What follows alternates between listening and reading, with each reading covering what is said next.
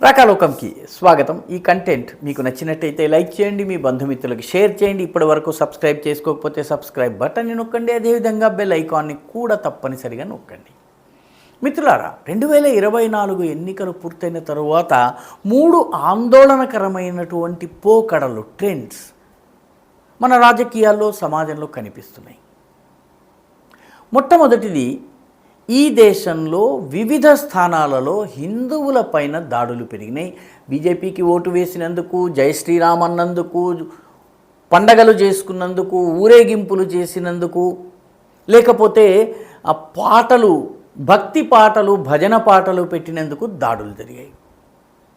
ఇవి చాలా స్పష్టంగా ఎన్నికల తర్వాత పెరిగాయి. బీజేపీ పాలిత రాష్ట్రమైనటువంటి గుజరాత్లో యోగి ఆదిత్యనాథ్ ఆధ్వర్యంలో ఉన్నటువంటి ఉత్తరప్రదేశ్లో కూడా ఈ దాడులు జరుగుతున్నాయి. మమతా బెనర్జీ ఆధ్వర్యంలో ఉన్నటువంటి బెంగాల్లో ఇటువంటి దాడులు జరగడం చాలా సహజం. ఇటీవలే మన అవిభక్త మెదక్ జిల్లాలో కూడాను హిందువులపైన కత్తిపోట్లు జరిగిన, అంటే ఒక దొమ్మి స్థాయికి వెళ్లకుండా, మత కలహం స్థాయికి వెళ్లకుండా సబ్ థ్రెషోల్డ్ లెవెల్లో దాడులు చేయటం అనేది ఈ ఎన్నికల తరువాత పెరిగింది. మేము అభద్రతాభావంతో ఉన్నాము, మా మీద దాడులు జరుగుతున్నాయి, ఈ దేశంలో మైనారిటీలు సేఫ్గా లేరు అని చెప్పి ఒకవైపు చెబుతూనే మరొక వైపు ఈ దాడులు జరుగుతున్నాయి. ఇది ఆందోళన కలిగించేటటువంటి పరిణామం. రెండవ పోకడ, గతంలో ఎన్నడూ లేనంతగా, అంటే స్వాతంత్రము వచ్చిన తరువాత 1947కి ముందు జరిగింది.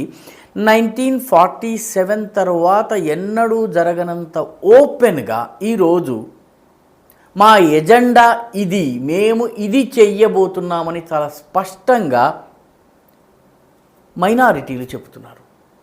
ఉదాహరణకి జమియత్ ఉలేమాయ్ హింద్కి అధినేతగా ఉన్నటువంటి మౌలానా అర్షద్ మదానీ, ఆయన మేము 2024 ఎన్నికల్లో హిందుత్వ పైన పగ తీర్చుకున్నాము, రివెంజ్ అన్నటువంటి పదం ఆయన వాడారు.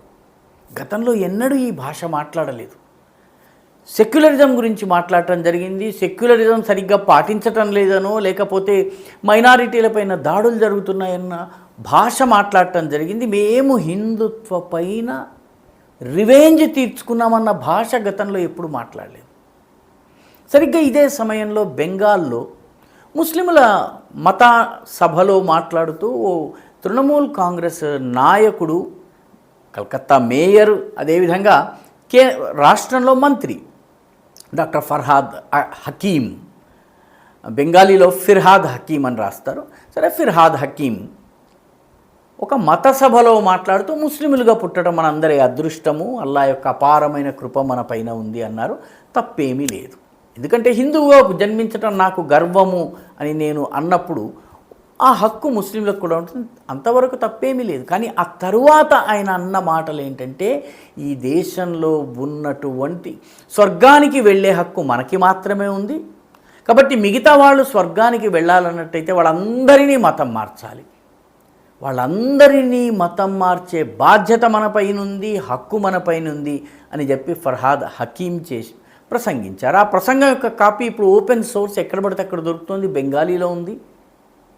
ఆయన ఇప్పటి వరకు దానిపైన సంజాయిషీ ఇవ్వలేదు. తృణమూల్ కాంగ్రెస్ ఆయనని సంజాయిషీ అడగలేదు. తృణమూల్ కాంగ్రెస్ సంజాయిషీ అడగకపోవడమే కాదు, ఈ దేశంలో ఉన్నటువంటి ప్రధాన పార్టీలైనటువంటి కాంగ్రెస్ కావచ్చును, హిందువుల ఓట్లతోనే ఎక్కువగా గెలిచిన పార్టీవి, సమాజ్వాదీ పార్టీ కావచ్చును, ఆర్జేడీ కావచ్చును, ఈ మిగతా పార్టీలు ఏవి కూడాను ఈ భాష మాట్లాడడం తప్పు అని అనడము చేయలేదు. సెక్యులరిజంకి ఇది విరుద్ధము ఒక్కరూ అనలేదు. ఆ మంత్రి ఇప్పటి వరకు నేను చెప్పింది పొరపాటైంది అని అనలేదు. ఆయన్ని మంత్రివర్గంలోంచి తీసేటటువంటి సాహసం మమతా బెనర్జీ చేయలేదు. కాబట్టి తమ ఎజెండా ఏమిటో అత్యంత స్పష్టంగా, ఓపెన్గా చెప్పడం జరుగుతోంది. హిందుత్వను ఓడించటం ఇది మా రెవెంజ్ అని ఒకరంటే, హిందువులందరినీ ముస్లింలుగా మార్చటం ఇది మా బాధ్యత అని మరొకరు అంటున్నారు. ఈ రెండు స్టేట్మెంట్స్ వేరే ఏ దేశంలో అయినా చేసినట్లయితే దానిపైన తీవ్ర ఆందోళన జరిగేది. ఈ దేశంలో ఉన్నటువంటి సెక్యులర్ అని చెప్పుకునే పార్టీలు దీనిపైన ఇప్పటి వరకు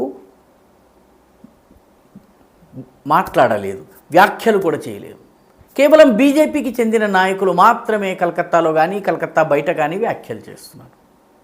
మూడవ ప్రమాదకరమైనటువంటి ట్రెండ్ ఏంటంటే, ఇప్పటి వరకు ఈ తరహా మతతత్వవాదము ఉన్నప్పటికీ కూడాను హిందూ సమాజంలోని ఒక వర్గము నిస్సిగ్గుగా, నిర్మోహమాటంగా, నిస్సంకోచంగా దీన్ని సమర్థించలేదు.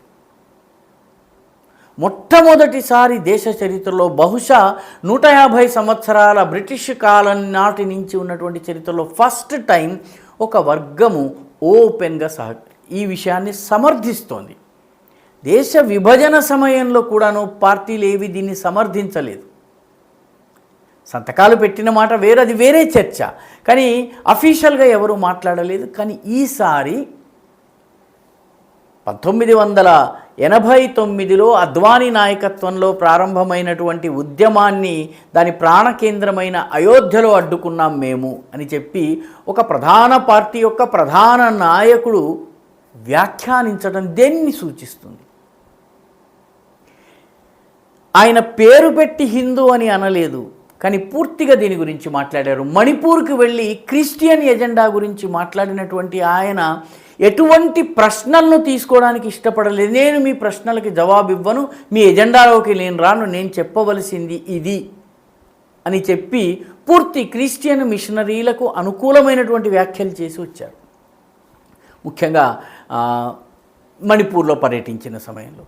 కాబట్టి ఇంతకు ముందెన్నడూ లేని విధంగా ఈ రకమైనటువంటి మతతత్వ శక్తులు ఏవైతే ఉన్నాయో వాటిని ఓపెన్గా సపోర్ట్ చేసేటటువంటి ఒక వర్గం ఈ దేశంలో తయారైంది.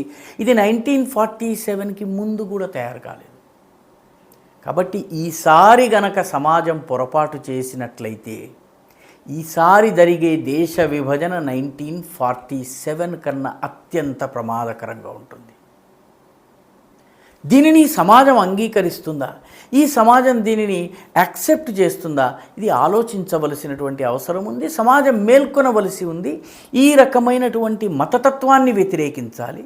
ఒక మతానికి బ్రతికే హక్కు లేదు, ఒక మతాన్ని పాటించే హక్కు లేదు, వాళ్ళందరినీ మార్చటం మా కర్తవ్యమని బహిరంగంగా చెబుతున్న వాళ్ళపైన చర్యలు తీసుకోవలసిన అవసరం ఉంది. ఆ పార్టీలు చర్యలు తీసుకోవాలి, ఆ ప్రభుత్వాలు చర్యలు తీసుకోవాలి.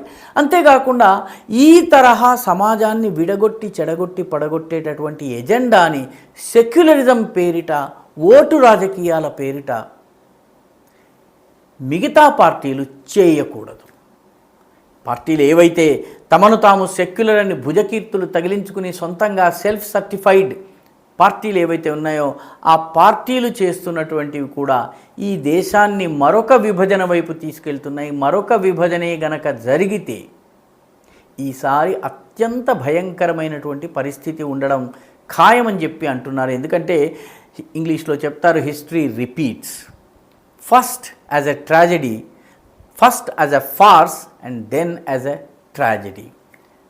రెండవసారి విభజన వైపు మనము వెళ్ళకూడదు. ఈ దేశం అఖండంగా, ఈ దేశపు సార్వభౌమత్వం కాపాడబడగలగాలి. దానికోసం ఈ దేశంలో ఉన్నటువంటి ప్రతి వ్యక్తి పోరాడాలి, ప్రయత్నించాలి. ఈ వీడియో మీకు నచ్చినట్టయితే లైక్ చేయండి, షేర్ చేయండి, ఈ ఛానల్కు సబ్స్క్రైబ్ చేయండి. మీ అభిప్రాయాన్ని కమెంట్ల రూపంలో తప్పనిసరిగా పంపించండి.